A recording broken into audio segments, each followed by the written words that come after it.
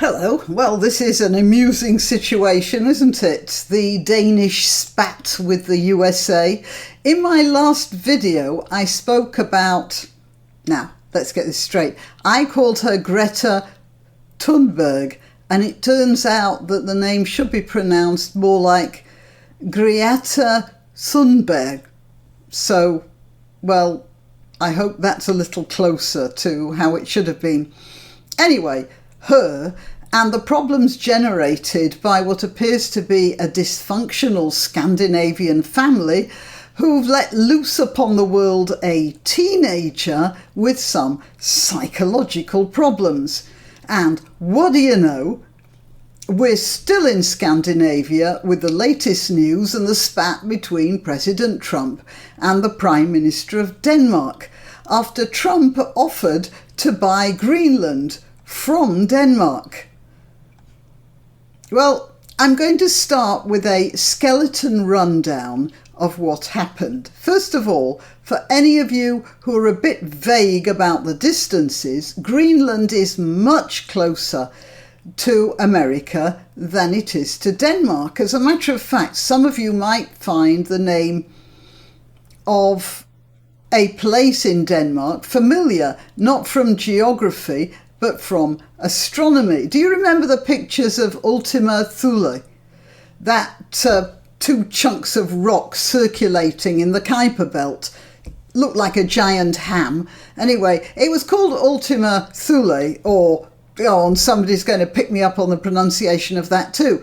It was called it after the ancient Greek legend of an island in the far north. And the name basically means that place out in the back of beyond. Well, there's a place in Greenland called Thule for just that reason, and the American Air Force has a base there.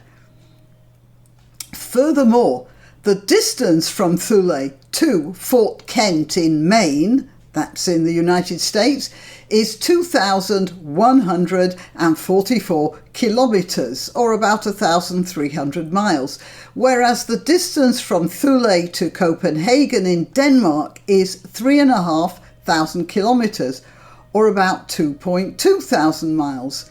So let's call America the near neighbour. It's not entirely unreasonable for America to be interested in acquiring that territory. Apparently, President Truman had the same idea and was not particularly criticised for it. So let's just pare this down to the essentials. A powerful neighbour wishes to take possession of part of Denmark. Or rather, the hot-headed leader of this powerful neighbouring state expresses that wish, and the Danish leader bats away this impertinence with a flea in its ear, and then follows through by making an insulting reference to this neighbour's head of state, which I might add was received with a certain amount of offence taken.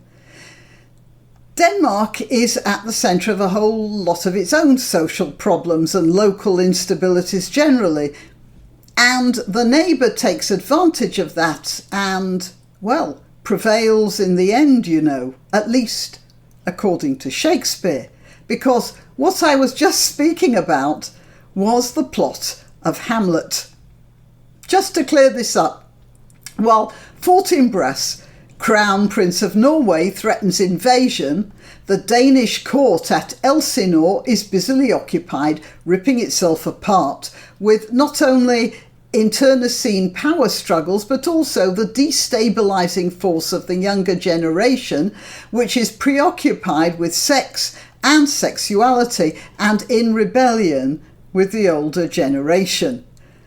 The whole business starts slightly before the play opens, when Hamlet gets back and discovers that between the time his father has died and the time he's made it back from the University of Wittenberg to Elsinore, his mother's already remarried his uncle.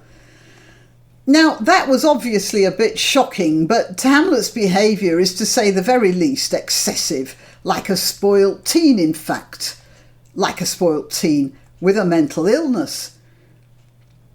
But he was about 30 years old and still a university student, which is weird. And we know he's 30 because a gravedigger makes a pointed reference to Hamlet's age during the play. And this would have made it would have meant something to Shakespeare's audience. And it sort of goes to show that even in Shakespeare's time, the British regarded Scandinavian youth as sulky and entitled. At the turn of the 17th century, everyone in the audience would have been thinking, what's a 30-year-old doing still a student at university? Is there something wrong with him? And as it turns out, there was. By the age of 30, the heir to the throne shouldn't be messing around with philosophy. As a young medieval prince, he should have been out commanding troops or learning diplomatic skills. So here we have a situation where the government of Denmark is too busy navel gazing to see what's about to hit. And in the end, it was outmanoeuvred by the more straightforward, forceful and unimaginative Fortinbras, heir to the Norwegian throne, who had no psychological problems and a very straightforward ambition to increase the power and influence of his country by grabbing Denmark and uniting the two countries as one, which indeed is what happened to the historical Denmark-Norway.